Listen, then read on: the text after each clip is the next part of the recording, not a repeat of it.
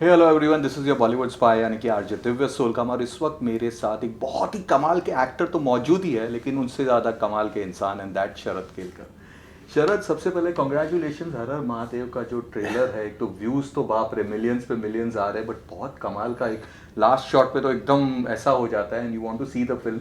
लेकिन आपसे जानना चाहूँगा रिएक्शंस फीडबैक्स कैसे आ रहे हैं। Divya, thank you so much first of all for calling me है। और यार क्या है ना, हमेशा शिकायत रहती थी लोगों की मराठी फिल्म से कि कंटेंट बहुत अच्छा है लेकिन स्केल ग्रैंडर वो एक अपील नहीं होती फिल्मों में। जी। जब फिल्म देखने थिएटर में, अब जब फिल्म देखेंगे तब लगता है कि हाँ कंटेंट बहुत अच्छा है, परफॉर्मेंसेज बहुत अच्छी हैं, बट वो एलिमेंट मिसिंग था फिल्मों से मराठी, जहाँ हम ऑडियंस को घर से थिएटर तक लेके जाएं।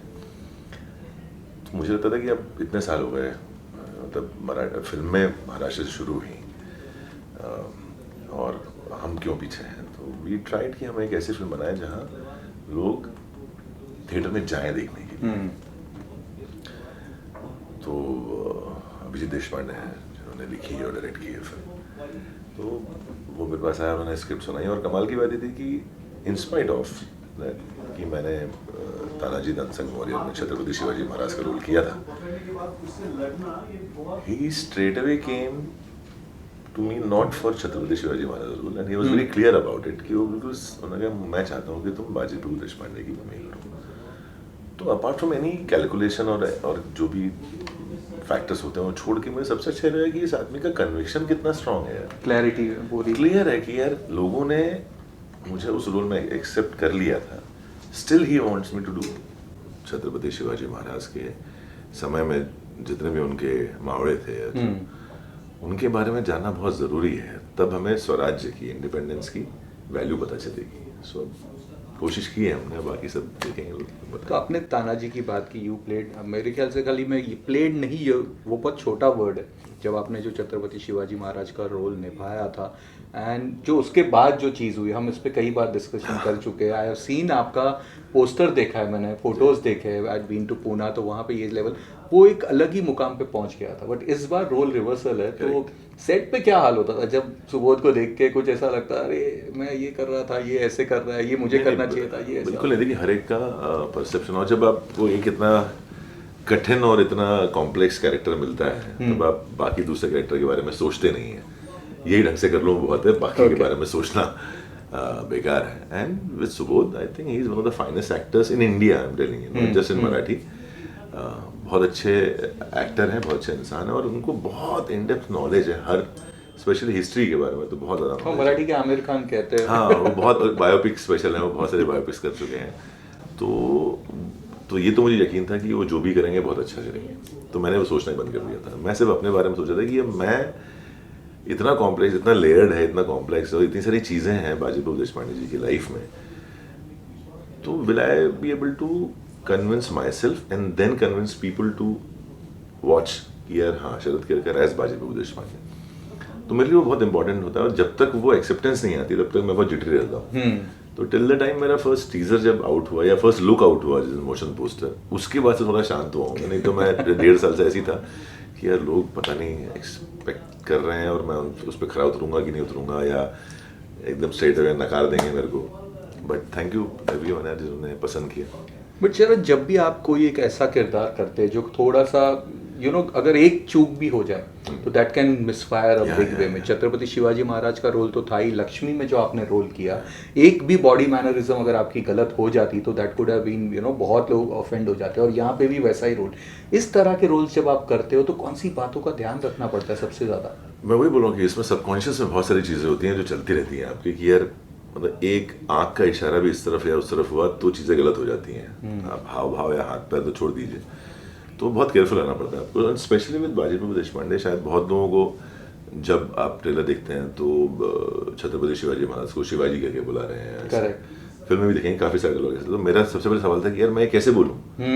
तो भगवान है हमारे लिए, फाइट भी पहले तो आपका टकराव है। तो मैंने बोला कि मैं कैसे बोलूँ, तो फिर वो एक्सप्लेनेशन है पूरी फिल्म के अंदर कि ये तब की कहानी है जब छत्रपति शिवाजी महाराज छत्रपति नहीं बने थे, या महाराज भी नहीं थे, वो शिवाजी थे उस टाइम पे, शिवा बोलते थे उन्हें, शिवबा बोलते थे।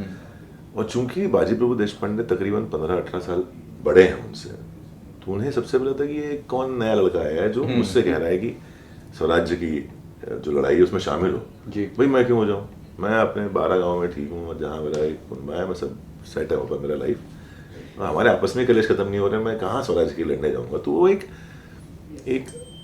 ऐसा एक मिडिल एज्ड आदमी है जहाँ वो अपनी पारिवारिक और बाकी समस्याओं से जूझ रहा है, उसमें उसको एक आदेश मिलता है कि तुम लड़ो, तो बोलता है मैं नहीं लड़ रहा भाई, और जो आ रहा है उसको रोको वहीं पर। सो कहानी वहाँ से शुरू है। तो मेरा पहले ही सवाल था कि यार मैं ऐसे कैसे बोलूँ महाराज को ऐसे। तो इसमें भी एक्सप्लेन कि वो महाराज तब थे नहीं, वो बन इस लड़ाई के बाद जो पावनखिंड की जो का युद्ध हुआ है और महाराज जब विशालगढ़ पहुंचे हैं उसके बाद वो छत्रपति, उसके बाद उन्होंने सारे हिंदुस्तान में स्वराज्य की स्थापना की और वहाँ वो छत्रपति हुए। तो ये एक नींव थी, ये युद्ध था जहाँ जो जिसकी ये कहानी है। तो यहाँ से शुरुआत है कि आप मतलब शिवाजी बोलूँ या शिवा बोलूँ, क्या बोलूँ, इतना छोटी छोटी चीज़ों को आपको ध्यान में रखना पड़ता है, पर उसका हर एक चीज़ का एक्सप्लेनेशन है। और मुझे पता है कि लोग इतने मैच्योर हैं कि वो समझेंगे कि ऐसा क्यों है। करेक्ट। तो जब भी आप ऐसे किरदार करते हैं तो वहाँ थोड़ा बहुत आपको केयरफुल रहना पड़ता है, और एक अच्छा डायरेक्टर वहाँ होना बहुत ज़रूरी है जो आपको गाइड कर सके। और मेरे ख्याल से ही अभिजीत देशपांडे के बारे में कहूँ तो one of the best writers हैं हमारे। जितनी आप मराठी की हिट फिल्में देखेंगे, चाहे मी शिवाजी राजा उससे बोलते से लेकर नटा सम्राट ले लो आप, सारे के डायलॉग्स उन्होंने लिखे हैं, तो डायलॉग की पकड़ तो बहुत अच्छी है। प्लस वजीर जैसी फिल्म के डायलॉग्स हैं, काफ़ी सारी हिंदी फिल्मों में टेबल नंबर 21 के डायलॉग लिखे हैं उन्होंने। तो स्क्रीन प्ले और राइटिंग का बहुत एक्सपीरियंस है। उनकी पिछली फिल्म थी वो बहुत अच्छी हिट गई थी, आनिकाशियान खानेकर, again a very difficult film to do. बहुत सारे क्रिटिसिज्म भी मिलता है लोगों को जब आप ऐसे सब्जेक्ट लेते हैं, और बहुत ऐसा सनकी आदमी हो और उसको बेड़ा ही बोलते हैं लाइफ में, कि ऐसे पागल लोगों की ज़रूरत है हिंदुस्तान में जो ऐसा कुछ क्रिएट कर सकें। तो जब ऐसा डायरेक्टर साथ में हो तो आपको डरने की ज़रूरत नहीं होती है। 1932 में वी शांताराम सर ने इंडिया की फर्स्ट बायलिंगुअल फिल्म अयोध्याचा राजा, अयोध्या का राजा बनाई थी। उसके बाद तो बहुत सारी इस तरह की बनी, बट यहाँ पे जिस तरह आपने कहा कि पैन इंडिया में जा रहे हैं, तो क्या तानाजी एक रीज़न था? Also your popularity in Telugu cinema, you have been part of some big ones. Multiple factors हैं उसके।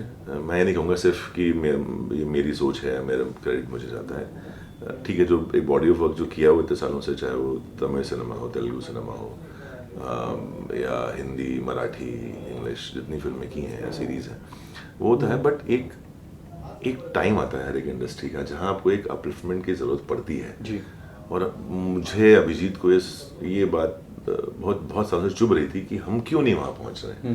फिल्में हमने शुरू की हिंदुस्तान में और हम वहाँ तो नहीं और नीचे और आ गए हैं स्तर में, in terms of business and reach में। स्टार अभी भी कोई नहीं है, तो हम क्यों पीछे रह रहे हैं? कोई रीज़न तो होगा, या हम कोशिश नहीं कर रहे हैं। तो शुरुआत वहाँ से कि हम कोशिश करते हैं, और हिंदुस्तान में जनता जो है वो बहुत सलाखों पे बिठाती है लोगों को। अगर वो आप अच्छा उन्हें कुछ दें देखने को, आप जितनी कई बार ऐसे आप तेलुगु तमिल सिनेमा आया है जो हिंदी में रिलीज़ हुआ है, इनफैक्ट बाहुबली समझ लीजिए आप, अगर तो इतना प्यार लोगों ने दिखाया उसके लिए। तो we have the calibre also and we have the capacity also to cater to a larger audience. तो वहाँ तक लेकिन पहुँचना बहुत ज़रूरी है। तो वो स्टेपिंग स्टोन कौन लेगा? तो हमने सर कि why not we, not us, हम क्यों नहीं कर सकते? तो ये एक स्टेपिंग स्टोन है। आगे बहुत सारी ऐसी फिल्में बनेंगी जो पैन इंडिया लेवल पे मल्टी लैंग्वेज रिलीज होंगी, बट एक पहल है हमारी तरफ से कि हम इसको आफ्टर बहुत, जैसे आपने बताया कि वी शांताराम जी के बाद इतने सालों के बाद एक वापस मल्टीलिंगुअल आ रही है फिल्म। तो कोशिश है, और मैं जितना रिस्पांस मुझे यूट्यूब में काफ़ी सर्च करता हूँ, नॉर्मली मैं जाता नहीं है यूट्यूब पे, बट अभी देख रहा हूँ तो बहुत अच्छा रिस्पांस है। Thank you so much all the YouTubers जिन्होंने, ऑल द क्रिटिक्स जिन्होंने ट्रेलर देखा है, उन्हें बहुत पसंद आया है, तो thank you.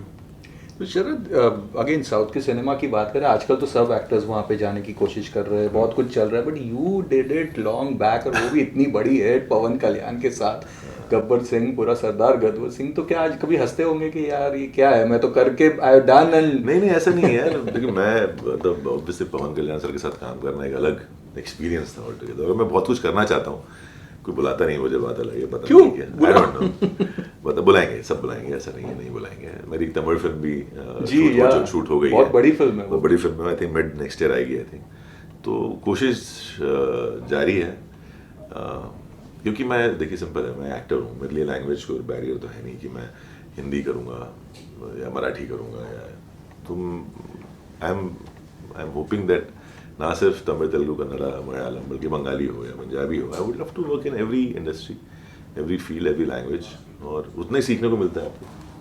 You know, your and Prabhas के fans are super excited because the reunion is happening again in Adipurush. जो बीच में नहीं हुआ था, प्रभास सर को बहुत ज़्यादा लोगों ने लिखा था we are missing Sharan's voice, we are missing.